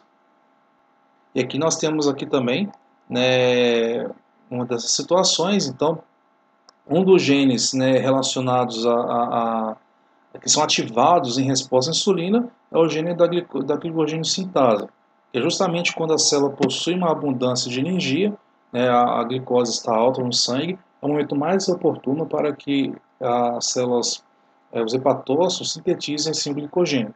Então, a glicogênio sintase nos hepatócitos ela será ativada. Bem como, nesse contexto da insulina, vale ressaltar que ela vai ter uma atuação também mais preponderante nas fibras musculares esqueléticas, nas fibras musculares de forma geral, porque elas também terão um estoque de glicogênio próprio, certo? E, nesse caso, a insulina também irá estimular essas células a sintetizarem glicogênio, a sua reserva própria de glicogênio. Então, a glicogênio sintase ela será ativada, né, mediante a ação da insulina. O interessante é que, nesse caso, essa via de sinalização será uma via rápida. Por quê? Porque ela não somente induzirá a expressão do gene em si, mas induzirá também a ativação da enzima. Mediante o quê? Mediante a desfosforilação dessa enzima. Então, nós temos aqui basicamente, né, a insulina se ligando ao seu receptor, desencadeando uma cascata de fosforilação, e essa cascata de fosforilação irá, na verdade, fosforilar duas enzimas importantes. A glicogênio sintase quinase, que é uma enzima que inibe a glicogênio sintase. Ela inibe como a glicogênio sintase? Inibe através da fosforilação da glicogênio sintase. Então, essa enzima está em situações normais ativa.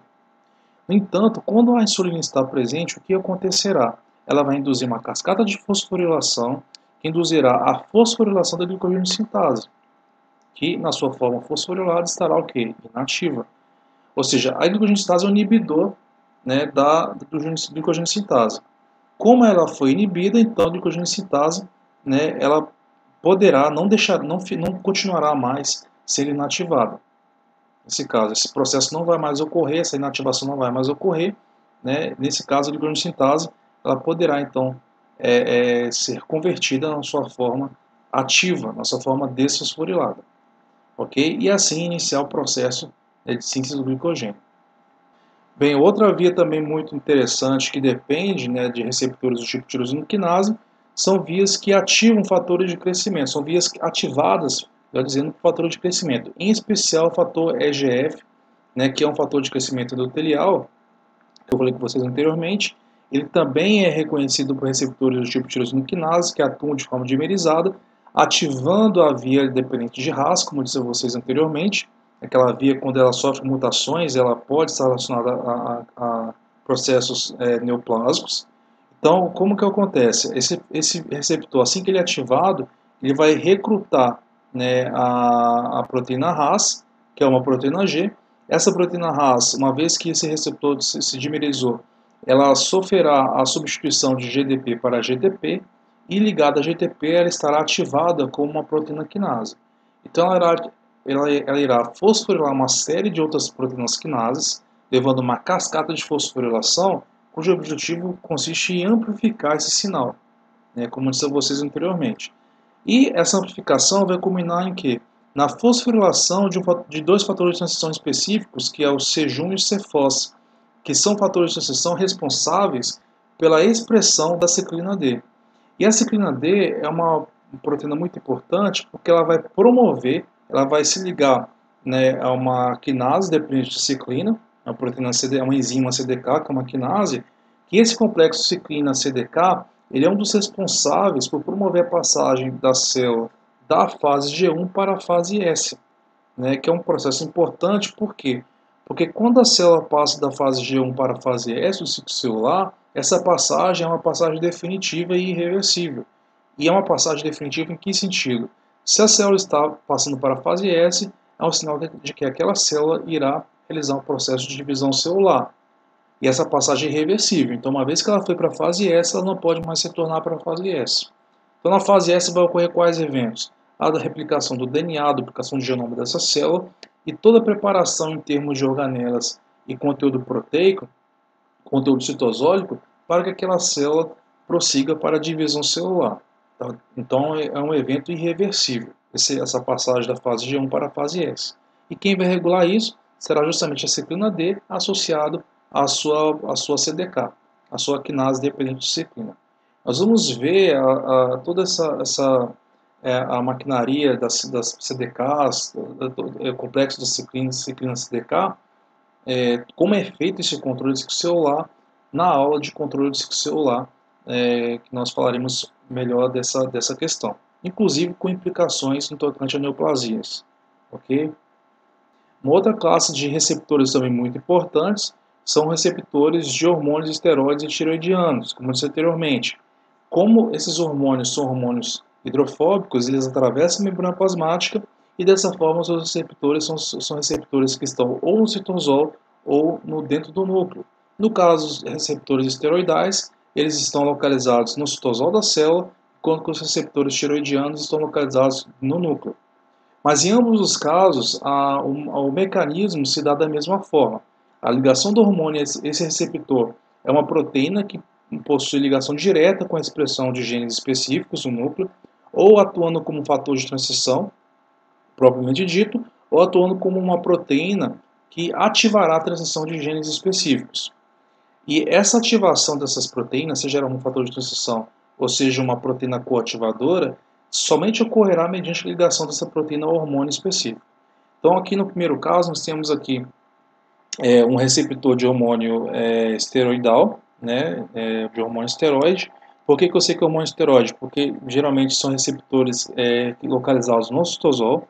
Então, o hormônio ele se liga ao receptor, o receptor está inativado, né? Então, aqui nesse caso, nós temos o receptor INR, que é um receptor para hormônio esteroide, né, ele está constitutivamente inativado pela proteína HSP70, que é um tipo de chaperona, nesse caso que atua aqui com uma função especificamente nessa situação aqui de inibição desse receptor.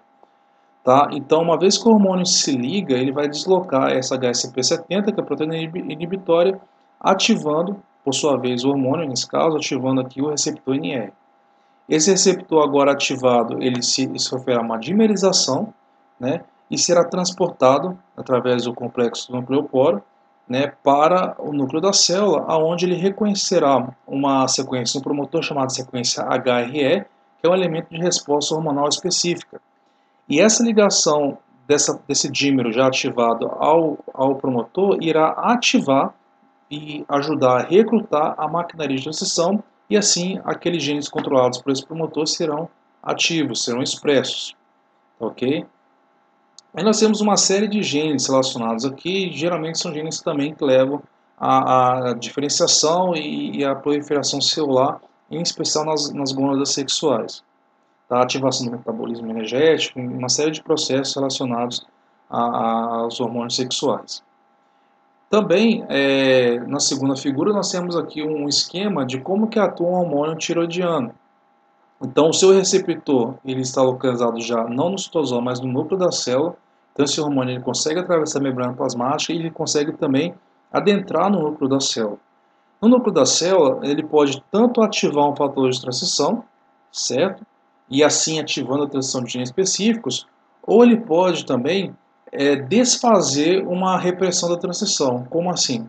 Então, numa situação normal sem hormônio, né, a transição de genes específicos está inibida por uma proteína repressora.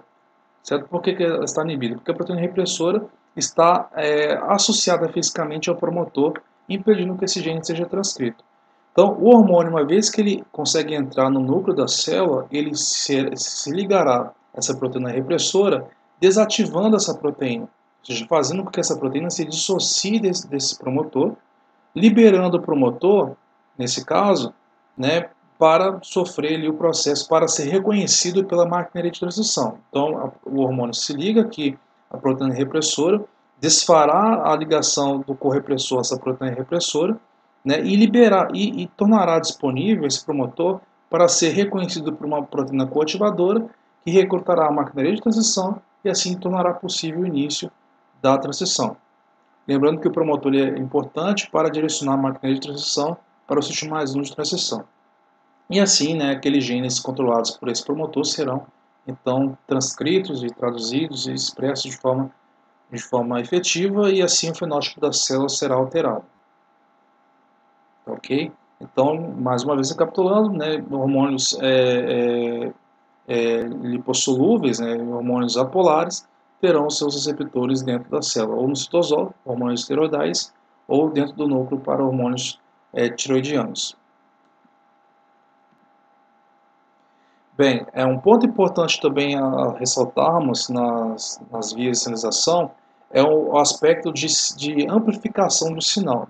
Essa amplificação do sinal quase sempre será realizada ou por mensageiros secundários, que nesse caso ou será o MP cíclico, ou será, né, o IP3, o inositol trifosfato, bem como também a ativação de quinases, aquela cascata de fosforilação, especialmente a cascata das MAP-quinases também, que é muito importante, onde proteínas quinases irão fosforilar outras proteínas quinases e assim por diante, e essa fosforilação promoverá a ativação dessas proteínas quinases.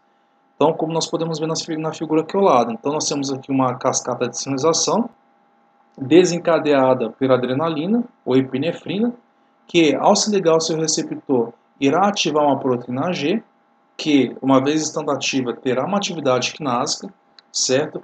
Essa atividade quinásica da proteína G irá ativar a enzima adenileuciclase, que é uma enzima que atua como uma proteína de membrana, que outrora estava inativa, mas mediante a fosforilação pela proteína G passará a ser uma enzima ativa e com isso converterá o ATP em MP cíclico. O MP cíclico, por sua vez, ele atua como mensageiro secundário ou como segundo mensageiro, né? Ele irá ativar uma série de proteínas quinases, em especial a proteína quinase A, que possui um sítio alostérico de ligação ao MP cíclico. Então ela será ativada. Estando ativa a proteína quinase A, uma vez que foi ativada pelo MP cíclico, ela irá fosforilar outras proteínas, outras enzimas, certo? E com isso amplificar o sinal de fosforilação, ou seja, ela vai fosforilar outras enzimas que estavam inativas, passarão a estar ativas, proteínas quinases também, que por sua vez irão fosforilar outras proteínas que estavam inativas, que passarão a estar ativas. Ou seja, se nós contarmos aqui o número de moléculas envolvidas, repara que esse número só vai aumentando. Ou seja, antes nós tínhamos apenas uma molécula de hormônio ligada ao receptor. Esse hormônio ele induziu, por exemplo, a ativação de 10 proteínas G, por exemplo. Essas 10 proteínas G induziram a produção de 200 moléculas de AMP cíclico, mediante a ativação da adenilciclase. Esses 200 AMP cíclicos levaram à ativação de 100 moléculas de pKa ativas, que são proteínas quinases A, que por sua vez ativaram 1000 moléculas da sinase da fosforilase B, por exemplo, e assim por diante. Então repare que, à medida que outras proteínas são ativadas, esse número só vai aumentando. Isso amplifica o sinal da via de sinalização. De forma que, o objetivo dessa via é justamente o quê? Um dos objetivos da epinefrina é ativar vias de desramificação do glicogênio, de conversão do glicogênio em glicose em fosfato. Então repare que o efeito final dessa via será justamente o quê? Uma grande desramificação desse glicogênio, ou seja, geração de muitas moléculas de glicose em fosfato. Isso tudo fruto da ação de uma única molécula de adrenalina ou epinefrina. Então esse caráter de amplificação da via, isso tudo acontece graças à presença do mensageiro secundário, ou do segundo mensageiro. Okay? Então essa amplificação do sinal é um evento muito importante nas vias de sinalização. Tá, ok? Também a difusão desse sinal por todos os compartimentos celulares, tanto diretamente, como nós falamos anteriormente, a questão dos hormônios hidrofóbicos, que conseguem atravessar a membrana plasmática e atuarem diretamente no citosol ou dentro do núcleo, bem como também a geração desses metabólitos que terão implicações em toda a célula, em vias metabólicas que ocorrem no citosol, no mitocôndrio,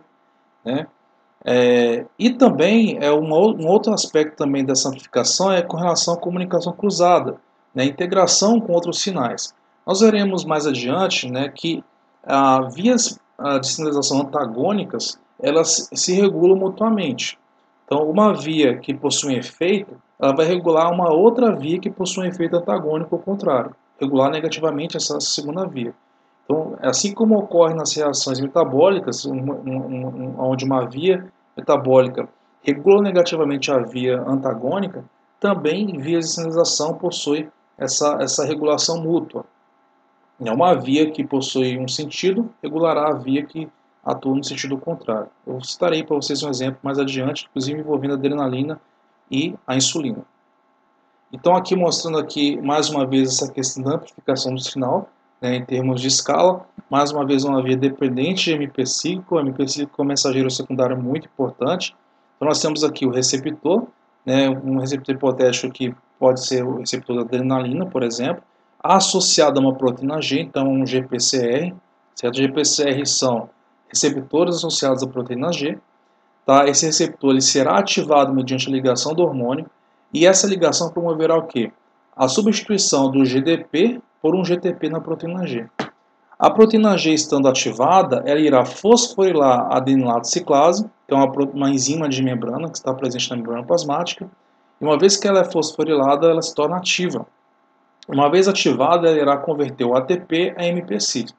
Então repare que aqui nós já começamos a amplificar o sinal aqui, a partir de uma única enzima já temos a produção de uma quantidade considerável de MP cíclico. O MP cíclico, por sua vez, irá ativar várias proteínas sinases, ou proteínas quinases A, que por sua vez irão fosforilar uma série de outras proteínas quinases também, que por sua vez irão fosforilar mais proteínas quinases, e assim a resposta será amplificada. Ok?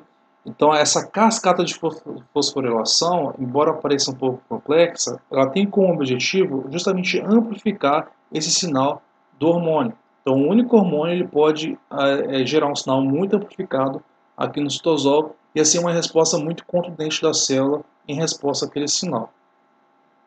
Bem, aqui falando mais uma vez aquela questão antagônica das vias, né, que eu mencionei a vocês.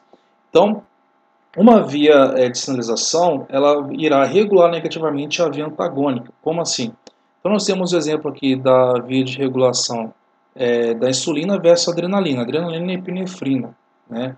Epinefrina e adrenalina são sinônimos. Então a insulina e a epinefrina são hormônios antagônicos.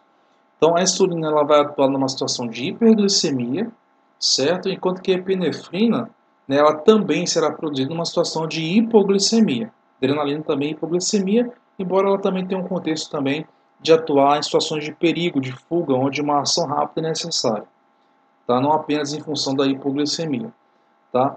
Então, esses receptores, no caso da insulina, o tipo de receptor de insulina é o receptor do tipo tirosina quinase, certo?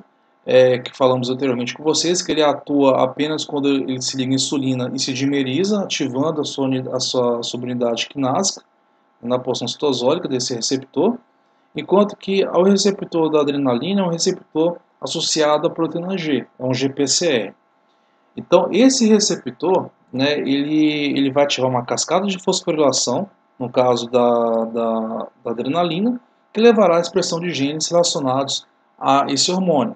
Ou genes que estão relacionados a um contexto de hipoglicemia, né, ou genes relacionados a um contexto de fuga, de ação imediata. No caso da insulina, né, ela é produzida numa situação de hiperglicemia, que se você considerar que a adrenalina foi produzida na hiperglicemia a insulina será o hormônio antagônico. Tá? E como que após uma alimentação, suponhamos que a adrenalina foi produzida numa situação de hipoglicemia e ativou uma cascata de sinalização numa situação de jejum, de hipoglicemia. Tá? E o indivíduo se alimenta, a glicemia aumenta, né? Então o indivíduo passa de uma hipo para uma hiperglicemia, e aí então nós temos a insulina sendo produzida. Então, como que a insulina irá inibir essa via que estava ativada? A via da adrenalina que estava ativada anteriormente. Então, o que vai acontecer? Então, o receptor de insulina, uma vez que ele foi dimerizado mediante ligação do hormônio e foi ativado, ele vai levar à fosforilação de uma proteína chamada IRS1, que é uma proteína quinase, que por sua vez irá também fosforilar uma proteína quinase B. Essa proteína quinase B, ela, além de continuar a via a cascata de fosforilação, né, em resposta à ligação de insulina, ela terá também a capacidade de fosforilar uma porção carboxiterminal desse receptor beta-adrenérgico, que é um GPCR, certo? E uma vez que essa cauda, contendo inclusive várias tirosinas, ela é fosforilada, essa fosforilação irá inibir esse receptor.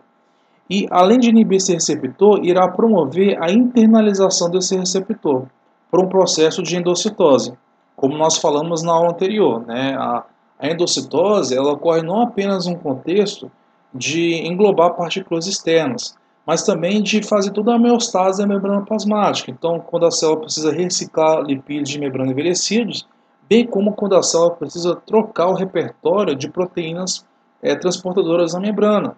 Então, ou proteínas receptoras. Então, nesse caso, a célula precisa reduzir a quantidade de receptores beta-adrenérgicos na membrana plasmática. Então, o que ela vai fazer?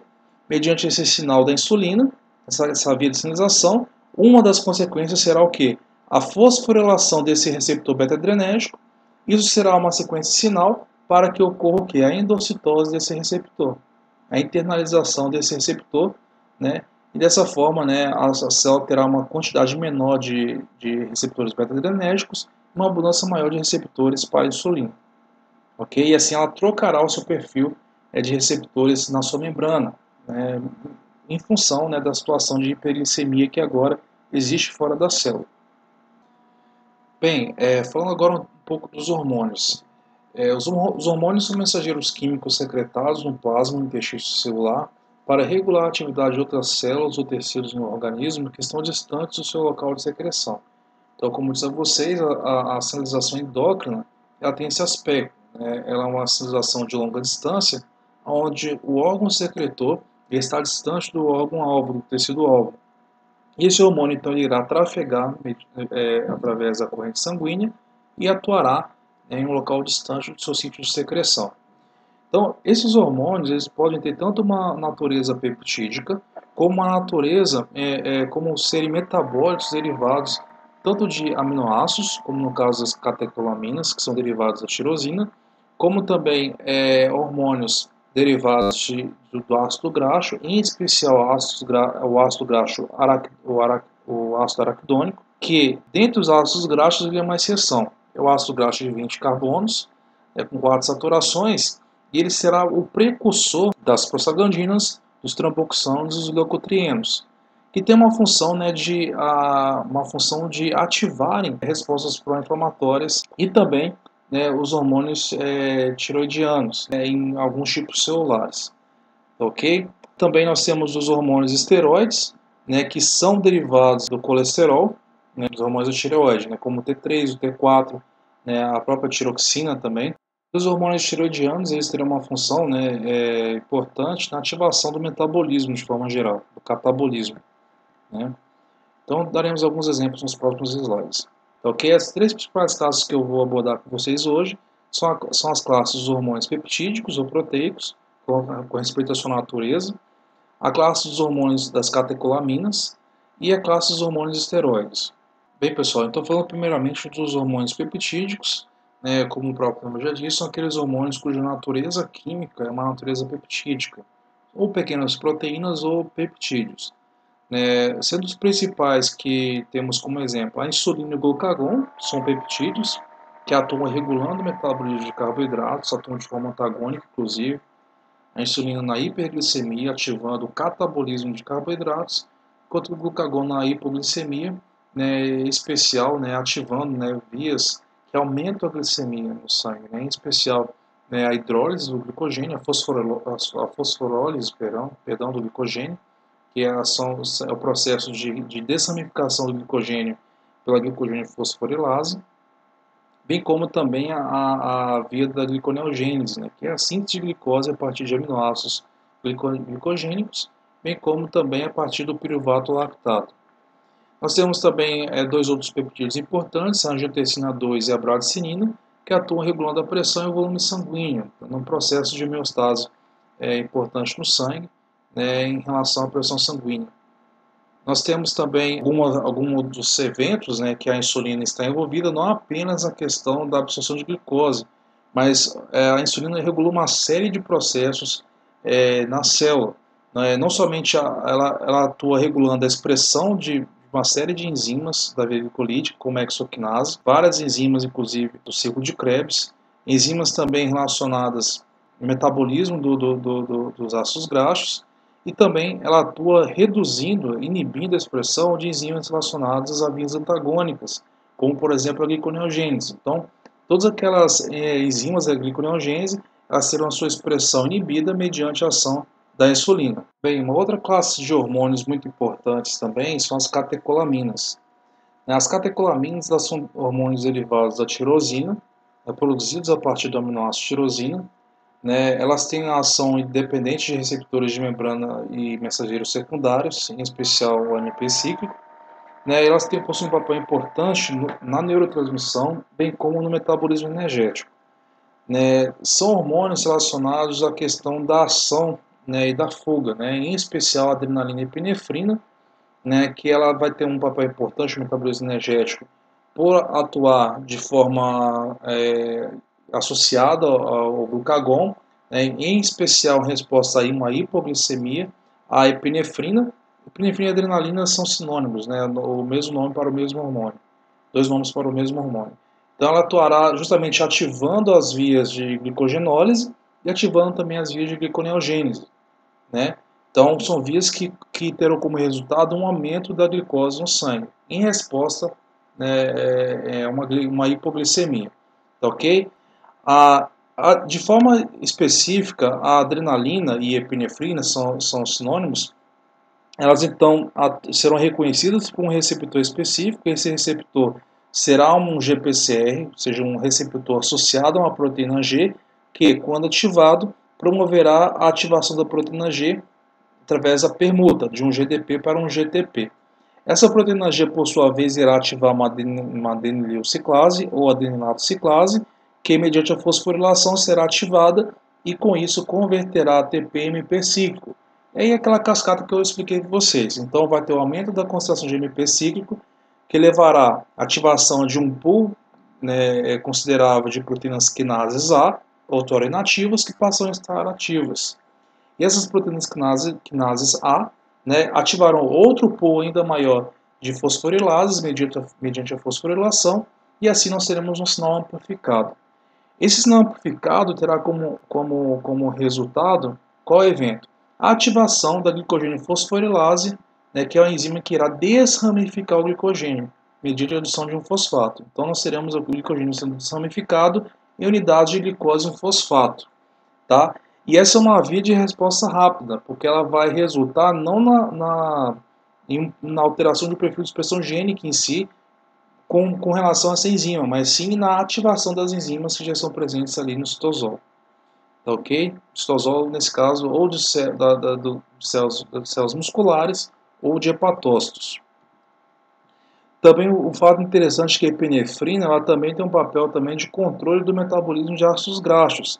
Então, como ela é um hormônio, a epinefrina e a adrenalina, é um hormônio que atua na hipoglicemia, então não apenas as vias de que irão aumentar a glicemia, que é a gliconeogênese e a glicogenólise, mas também as vias que irão recrutar a reserva de ácidos graxos também serão ativadas. Né? Então, aquelas vias, né, que resultam, né, no recrutamento da reserva de trigliceróides no tecido adiposo e emissão desses ácidos graxos resultantes para o sangue também serão ativadas. Né? Então, ela vai ativar também a lipase hormônio sensível, né, e outras lipases que promoverão, então, a degradação dos trigliceróides em ácidos graxos livres, que serão mobilizados, né, para processos catabólicos importantes. Isso tudo vai ocorrer no contexto de hipoglicemia. Bem, pessoal, então aqui nessa tabela nós temos uma visão geral, né, dos processos que são regulados pela epinefrina. Então aqui a epinefrina, a fórmula dela, e aqui os processos fisiológicos e metabólicos. Então, fisiologicamente, a epinefrina ela vai promover o quê? Um aumento da taxa dos batimentos cardíacos, o aumento da pressão arterial e como uma dilatação das vias aéreas.